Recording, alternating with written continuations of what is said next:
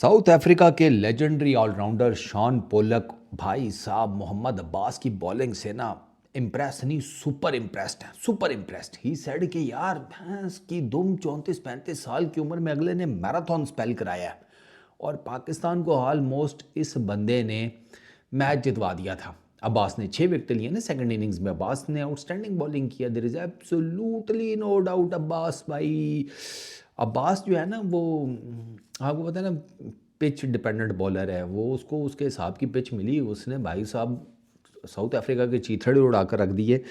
बस वो जिसे कहते हैं कि फिनिश नहीं कर सका। वो 2 विकेटें हम नहीं ले सके एंड के ऊपर। हमारे बॉलिंग चेंजेस बड़े स्टूपिड थे।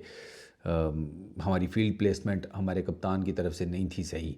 ऊपर से आकर वो सही करके कोई चीज़ें बता भी नहीं पाता कि क्या है कैसे है। वो बस जिसे कहते हैं अजीब फ़िलोसॉफिकल से जवाब देकर चला जाता है। तो चलो खैर। तो अब्बास की जो मैराथन बॉलिंग है ना, बाय द वे आपको ये बता दूं कि ये जो लास्ट डे था मैच का, मतलब जिस दिन एंड हुआ है, उससे एक दिन पहले अब्बास के बारे में राशिद भाई ने ये कहा था कि अगर पाकिस्तान इस टेस्ट मैच से कुछ निकालना चाहता है अपने फेवर में, यानी कि विन निकालना चाहता है, तो अब्बास को मैराथन बॉलिंग करनी पड़ेगी। और अब्बास ने एग्जैक्टली वो की मैराथन बॉलिंग। उसने मतलब वो एक एंड से लगा रहा लगा रहा लगा रहा और कमाल की उसने बॉलिंग की है यार। आप उसकी बॉलिंग चेक करें। और वो मैच वैसे वो पाकिस्तान को दिलवा गया था। आपको शायद पता हो कि रबाडा का एक आउटसाइड एज लगा था जो कि रिजवान तक कैरी नहीं किया था। ये एक और डिज़ास्ट्रस किस्म का काम इन लोगों ने किया। और मैं इस टेस्ट मैच में पिट रहा था कि अब्बास को लेकर ये लोग गलत खड़े हैं। आपका कीपर भी, आपका स्लिप स्क्वाड्रन भी, ये बहुत पीछे करके खड़े थे। अब चले गेंद थोड़ा नया है ना, तो गेंद नया है फिर भी मुझे आपकी ये फील्ड प्लेसमेंट थोड़ी सी समझ आ जाती। ये रबाडा का जब एज निकला तब तो गेंद पुराना हो चुका था सर थोड़ा। तब तो कम से कम आगे आ जाते। अब वो जो आउटसाइड एज लगा है, वो अब्बास की पेस आपको पता है 125 के अराउंड है। तो आपको थोड़ा सा अगर वो आगे आगे खड़ा होता ना रिजवान, ये उसके हाथ में कैच था, क्योंकि वो थोड़ा सा रिजवान के ग्लव से आगे गिरी है गेंद। तो वो अगर रिजवान कैच कर लेता तो आपके लिए जीत की एक आउटसाइड चांस पैदा हुआ था। वो अनफॉर्चुनेटली हम नहीं ग्रैस्प कर सके। ये छोटी छोटी सी गलतियाँ नहीं, इन्होंने हमें ये मैच कॉस्ट करवाया है। अब्बास नई गेंद से कर रहा है तो ठीक है, समझ आती है कि आपने मल्टीपल स्लिप्स दी हुई हैं। जब थोड़ा सा गेंद पुराना हो जाए फिर अब्बास को 2-2 3-3 4-4 स्लिप्स देने का तो फ़ायदा ही कोई नहीं। गली दिस दैट। उसका गेंद को इतना मूव ही नहीं कर रहा था। मतलब मूव से मुराद ये है कि उसका गेंद लग कर बल्ले से इस तरफ नहीं आ रहा था। मोस्टली अब्बास का चक्कर ये था, वो चाह रहा था कि वो ना इनवर्ड कोई डिलीवर करे बैटर्स को, वो उस चक्कर में था। ये तो अब वो ज़ाहिर बात है, रबाडा और जैनसन का जो हो गया कम्बिनेशन बन गया, उससे वो लेफ़्ट राइट वाला सीन हो गया। लेकिन वहाँ पर भी हमने गलती की। हमने वहाँ पर ये गलती की कि हम उन दो को ले आए बॉलिंग कराने, नसीम को और आमिर जमाल को, जिनको ये लगा कि भैया पेस की मार मारते हैं। पेस की मार किधर यार मार सकते हैं आप? पेस पे तो ज़्यादा बड़े टुल्ले लगते हैं। और एग्जैक्टली रबाडा ने पेस के अगेंस्ट ही तो टुल्ले मारकर आपका काम तमाम कर दिया। स्पिनर्स आपने नहीं इंडक्ट किए। मुझे ये नहीं फ़िलोसफी समझ आई इस पूरे टेस्ट मैच में कि हमने साइम अयूब और सलमान अली आगा को क्यों नहीं यूटिलाइज़ किया।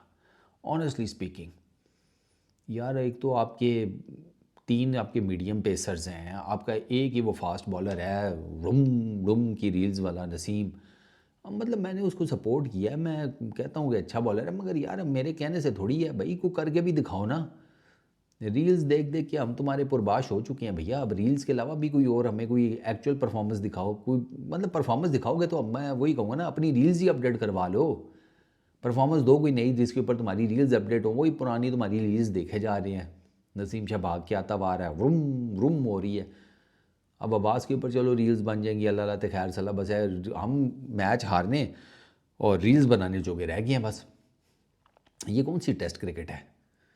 तो शॉन पोलक अगर अब्बास की तारीफ़ कर रहा है तो अब्बास की तो जेन्युइन तारीफ़ बनती है यार। अब्बास को वाकई, अब्बास ने आपके लिए जिसे कहते हैं कि एक मिरेकल क्रिएट कर दिया था। 6 विकेटें लेना साउथ अफ्रीका के against, it's not an easy job. उसने आपके लिए मिरेकल क्रिएट कर दिया था। उसका उसको साथ ही नहीं कोई मिला यार। آپ کے باقی ایک دوسرا بالر اس نے ایک وکٹ لیا ہے، ایک نسیم نے وکٹ لیا ہے، خرم نے وکٹ لیا ہے، ٹوٹل یہ 8 وکٹیں گری ہیں۔ خرم کو بھی آپ نے جسے کہتے ہیں کہ وہ جس ٹائم آپ کو خرم کو لگانا چاہیے تھا ان رباڈا اور جانسن کے آگے، آپ نے ان دونوں کو لگا دیا۔ تو یار there are so many faults. اب صرف عباس کے اوپر تو نہیں نا، عباس نے تو جتنا وہ کر سکتا تھا کر دیا۔ عباس کا میں پھر آپ کو یہی کہوں گا، یہ غلطی سے بھی مت سوچیے گا کہ وہ ہر میچ میں ہر پچ کے اوپر آپ کو اس قسم کی بالنگ پرفارمنس دے دے گا۔ وہ پچ ڈیپینڈنٹ بالر ہے، اس کو اس قسم کی پچ ملے گی، وہ بڑی سے بڑی جسے کہتے ہیں بیٹنگ لائن اپ کے پرخچے اڑا دے گا، اتنا اس کے اندر ٹیلنٹ ہے۔ لیکن جہاں پر اس کو پچ اپنے مطلب کی نہ ملی نا، تو وہاں پر پھر عباس سے کچھ نہیں ہوگا، کیونکہ 125 کی اسپیس سے آپ کیا کر سکتے ہیں۔ تو وہاں پر پھر عباس کو کٹ پڑے گی، جیسے پچھلے ٹائم فریمز میں پڑتی رہی ہے۔ عباس باہر جو ہوا ہے وہ کافی لوگ کہتے ہیں کہ اس کے ساتھ زیادتی ہوئی ہے، زیادتی کا تو مجھے پتہ نہیں، لیکن عباس کے نمبرز بھی اتنے زیادہ امپریسو نہیں تھے۔